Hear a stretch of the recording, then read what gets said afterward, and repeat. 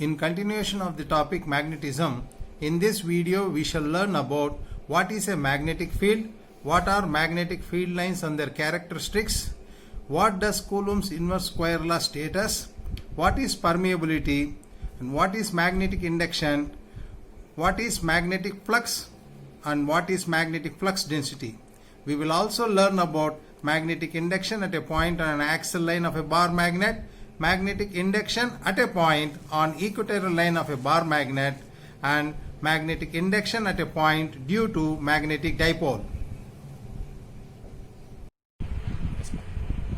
Before knowing about a magnetic field, it is a common experience for many of us that when we bring two magnets very close together, we see there is an attraction force or there is a repulsion force. So I am having two bar magnets in my hand.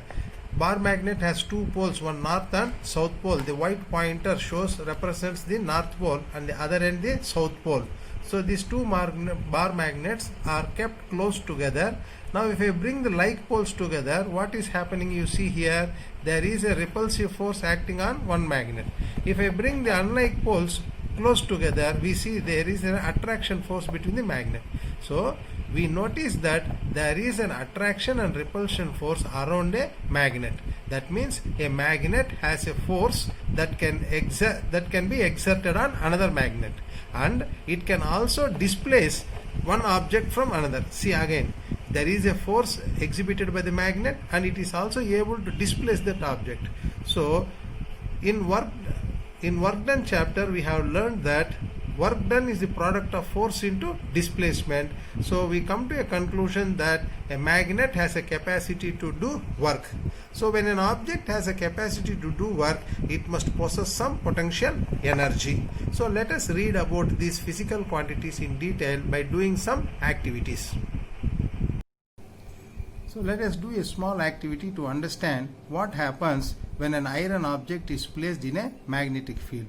Here I have taken 4 different types of metals. The first one is iron, the second stud is aluminium, the third one is copper, and this is brass.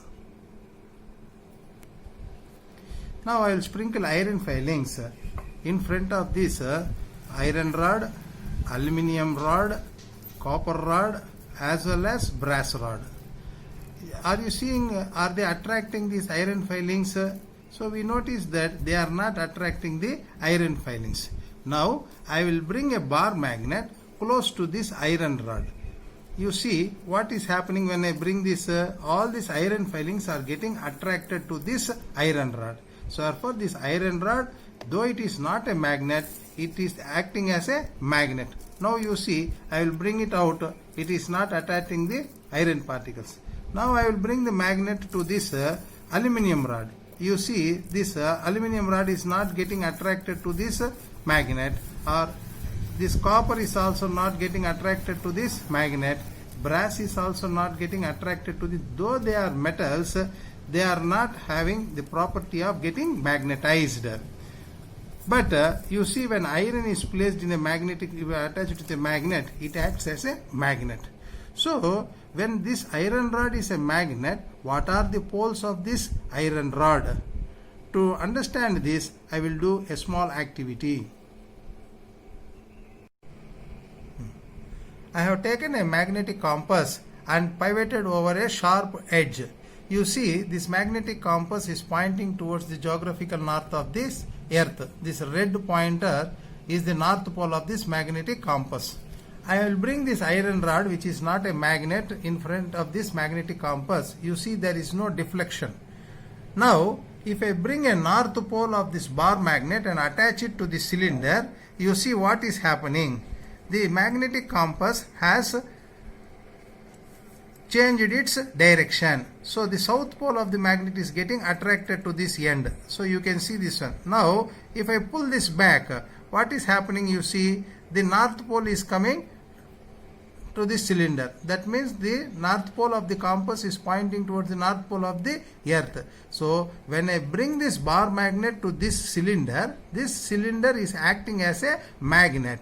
So when the south pole is attracted at this end of this cylinder is acting as north pole and this end is acting as the south pole. So we come to a conclusion that when an iron rod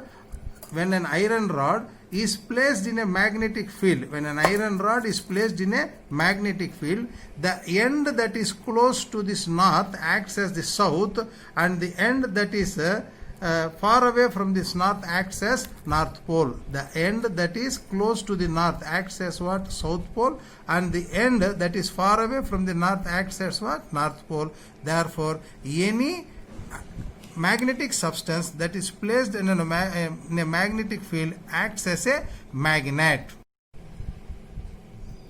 To understand what are magnetic field lines, I am doing a small activity. I have taken a sheet of paper, sprinkled iron filings around it. Now I will place a bar magnet at the center of the sheet of paper. You see what happens when I place it here and tap this board.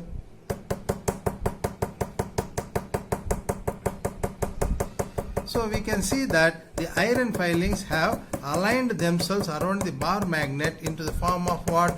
Curves. Are you able to see it clearly? See. So that means all these iron filings behave as small pieces of magnet around this, and you can see that the field lines are symmetric on either side of the bar magnet, and no two field lines are overlapping with one another. The density of field lines are more at the poles of the bar magnet, and the field lines are very less near the equatorial line of the bar magnet. So, knowing about the characteristics of this magnetic field, we can understand more about the physical properties of the magnet. So, we noticed that a bar magnet has a magnetic field around it. A magnetic field is a picture that we use as a tool to describe how the magnetic force is distributed in the space around it. So, to visualize the magnetic field graphically, Michael Faraday introduced the compass of magnetic field lines. So, how can we draw field lines for a bar magnet? So, I have placed a bar magnet in a sheet of paper, and I have marked the north and south poles of this bar magnet. If I bring a magnetic compass near to the north pole of this bar magnet, you can see that in the magnetic compass the head is the north pole and the tail is what? The south pole, the arrowhead. So you can see the arrowhead in this way. So arrowhead in this way. So this is the north, and this is what? The tail. So this is north and this is what? South pole. So I placed this magnetic compass near to the northern end of this bar magnet, and it is pointing towards this direction. So if I keep a point here and if I move it, you see the direction of this magnetic compass is changing, and in this way we can plot magnetic field lines around a bar magnet. You can see if I bring a magnet close to this here, you see. So if I put a pointer here with my pencil and move this compass to this end, and you see the deflection here. So in this way we draw magnetic field lines around a magnet. So by drawing the field lines around a magnet, we can understand that the direction of the field lines at every point are not constant, they are always changing, and the magnitude of field lines are also not uniform. Near the poles, the field lines are large in number, so near the equatorial line, the field lines are less in number. So using a magnetic compass, I have completed drawing the magnetic field lines around a bar magnet. So what is that we can see from these field lines? At these poles, the field lines are large in number, that means they are dense. At the other end also they are dense. In the equatorial line, we can see only 3 lines on either side, 3 to 4 lines. That means the field strength is less near the equatorial line and it is more at the poles of a bar magnet.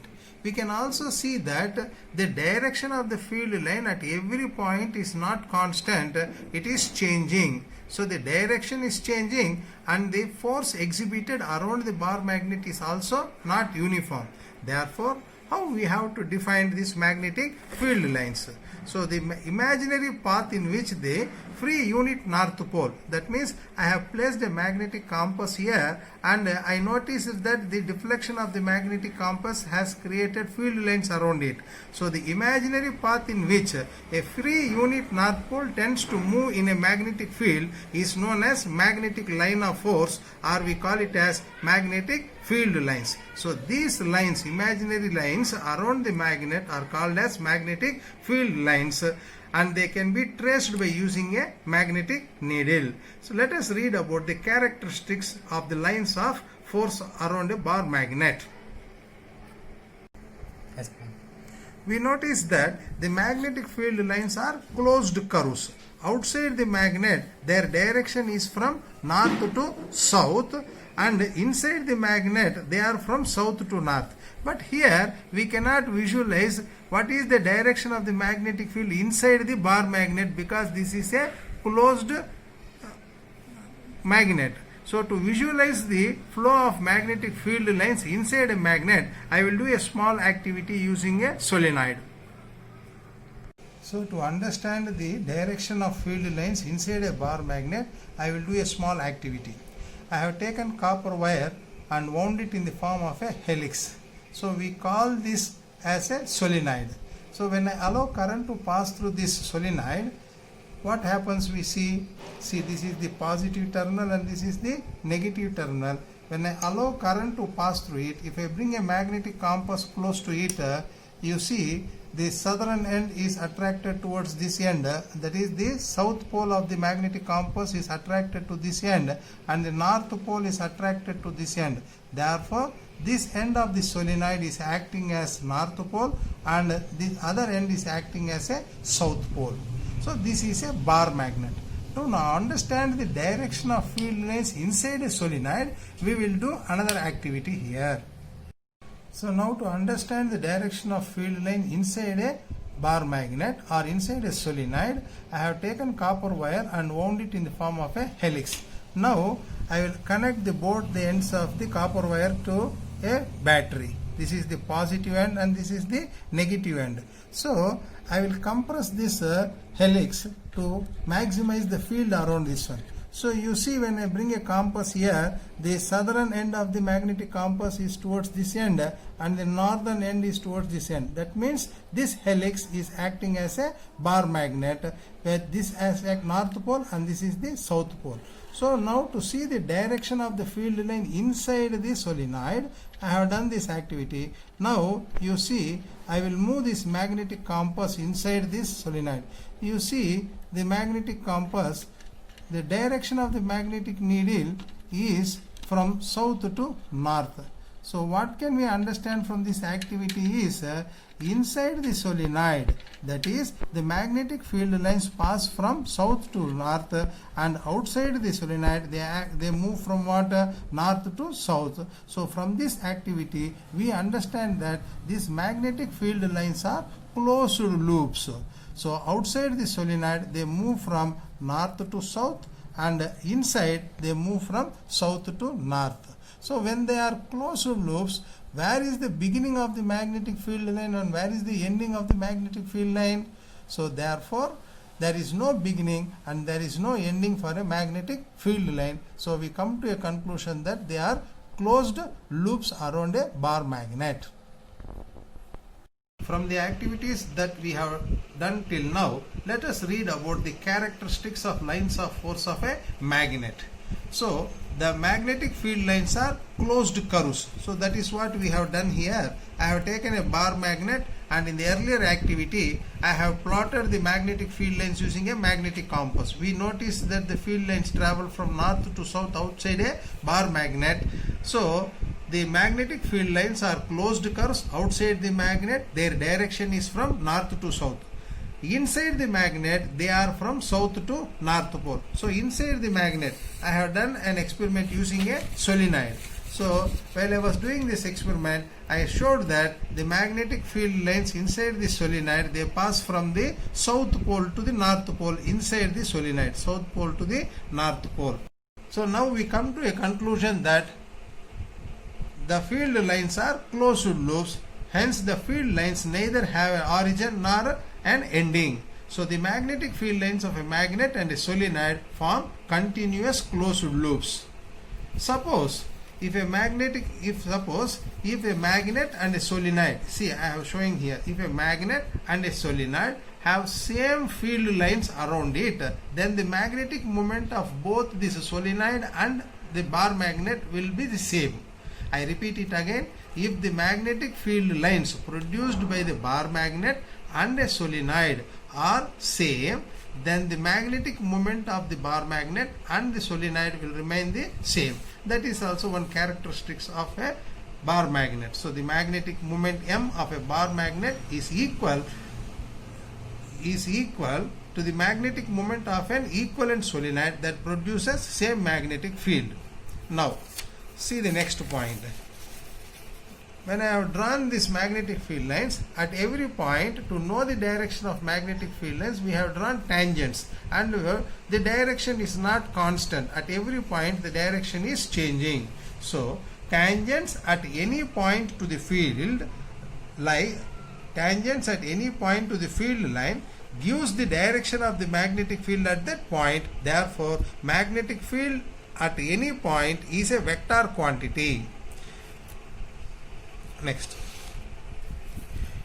in these field lines we also see that no two magnetic lines of forces intersect each other. If two lines of force intersect, at that intersecting point the field should have two directions, which is not possible.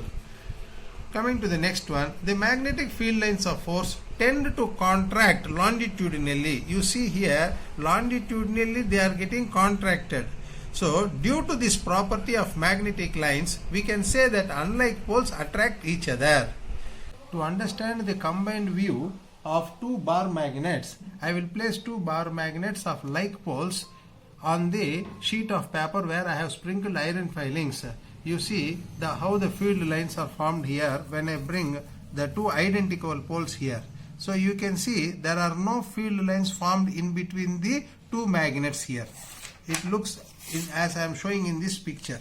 That means there are no field lines existing here. So this tells us that there is no effect of these two magnets at these 2 points. We call this point as null points. Now I will take another 2 bar magnets and place the unlike poles together. What happens? Let us see when I bring the unlike poles together here.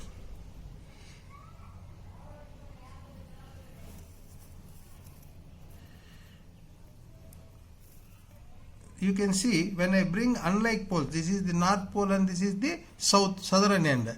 You can see the field lines are formed in between the 2 poles.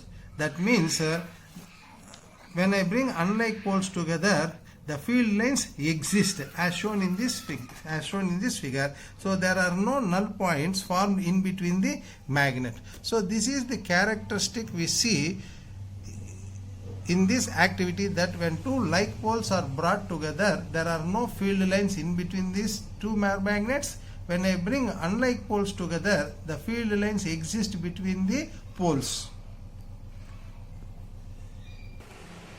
So we noticed that in the combined field due to 2 magnets, when there are like poles facing each other, there is no field line at a point. It means that the resultant field at that point is 0. That means the resultant field at this point is 0. Such points are called as null points or neutral points. Such points are called as null points or neutral points. Next characteristics. So the field lines in the field represent the strength of the field. So when we plot the field lines around a bar magnet, what is that we identify that the field lines elongate to a certain distance only, representing the strength of that magnet. So the field lines are crowded themselves in the regions where the field is strong. So near the poles the field is strong, therefore the field lines are crowded here. The field lines are spread themselves apart at a distance. You can see the field lines are spread here. apart at a distance, this represents that the field is weak at this point. So in a magnet we call this as an equatorial line, we call this as what, axial line. So on the axis the magnetic field is what, strong, on the equatorial line the magnetic field is weak. From all the activities that we have done till now to study the characteristics of lines of force of a magnet, we understood that the field lines have a tendency to pass through a magnetic substance from the earlier activities. Now again I have taken a magnet, and we know that a magnet has a field around it, and these field lines have the property of passing through metals. But I have placed here three different types of metals: copper, aluminium and iron. I have placed it here. So iron is getting attracted. These two, copper and aluminium, are not getting attracted, you can see. So this is also iron rod. I have placed this iron rod to a considerable distance. Now when I sprinkle iron filings on this iron rod, which is very close to this magnet, and the iron filings on the another rod, we see the force of attraction is large in the first rod and the force of attraction is less. So therefore the field is strong when the magnetic material is very close to the magnet, and though these metals are very close to the magnet, they don't exhibit any property of getting magnetized. So they show that maximum tendency to pass through ferrimagnetic material, that is iron. That means the magnetic field lines show maximum tendency to pass through what? These metals. Now if I place aluminium or copper in a strong magnetic field, what happens? Let us see. I have taken a larger coil which can generate larger electromagnetic field when current is allowed to pass through it. Now what will happen if I place this aluminium ring when placed in a strong electromagnetic field? Let us see. Initially, without allowing current to pass through it, I am allowing this ring to pass. So we see there is no levitation taking place or any change taking place. Now if I switch on this, what happens? You see current is allowed to pass through it, and we see that the ring is getting levitated, and you can see the vibration also taking place. If I switch it off, you see the ring is coming down. That means it is doing work against gravity. So this aluminium ring has generated a repulsive magnetic field in it, therefore it is showing opposition to this electromagnetic field. If I don't allow this ring to levitate, if I hold it tightly, what happens means the ring is getting heated and I cannot hold this for more time, so I am stopping it. So this phenomena is called as induction. Now if I take a copper coil which is attached to a bulb, and if I allow it to place it in an electromagnetic field, you see current is not passed into this larger coil, therefore the bulb is not glowing. Now you see I will lift it to a certain height, and if I start moving it to come down slowly, you see the bulb is glowing. That means I am entering into the strong electromagnetic field. That means the copper coil is able to generate a magnetic field around it because it is placed in an electromagnetic field. So this is also because of induction. We will read about this phenomena of induction in detail in the chapter electromagnetism. Now what is that we have seen from this activity here is, when aluminium and copper were placed in a magnetic field, they didn't experience any magnetic effect. But when they were placed in a strong magnetic field, we noticed that aluminium was getting levitated, and when I placed this copper ring into it, it was able to generate magnetic effect around it, and the bulb was started glowing. Now finally we can classify this aluminium and copper as aluminium is paramagnetic and copper is diamagnetic material. The next characteristics of lines of force of a magnet is when a soft iron ring is placed in a magnetic field. So we saw that around a bar magnet a magnetic field exists, and the magnetic field is not uniform.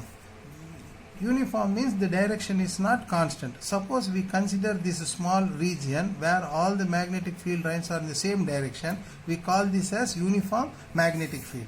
So Suppose I will draw these lines like this. Suppose imagine that there is a uniform magnetic field, and I will place a small soft iron ring in this uniform magnetic field. So if we do an activity, we can identify this one. So if I place a soft iron ring in the path of this magnetic field, what happens is this magnetic field, they enter through this metal and they come out of this one.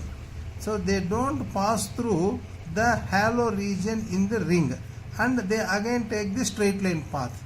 That means the magnetic field lines pass through a metallic substance. So when a soft iron ring is placed in a magnetic field, then most of the field lines pass through the ring and no field lines pass through the space inside the ring. This phenomena is known as magnetic screening, or we call it as shielding. So when we buy bar magnets in a market, we see that the two bar magnets are attached to small iron rings and a plastic is placed in between it. Why is it so? Why is it sold like this? If they sell it individually, what happens is the magnet becomes weak. So to show the characteristics of the field lines when two bar magnets are attached one together, I have taken a paper, I have sprinkled iron filings around it, and you see here. Earlier when I placed a bar magnet and tapped it, you noticed that there were field lines formed around it. Now I am taking a combination of two bar magnets. This is north pole and this is south pole. This is north and this is south. So the field lines are now interlocked one another. Now if I place in between them, do we expect the field lines to be maximum or what? Let us see. Now I will place this one here at the center, and I will tap it here.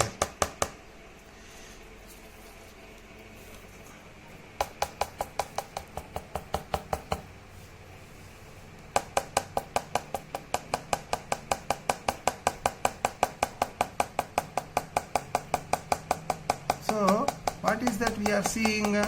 The field lines are minimum. You see, even at the poles, the field lines are what?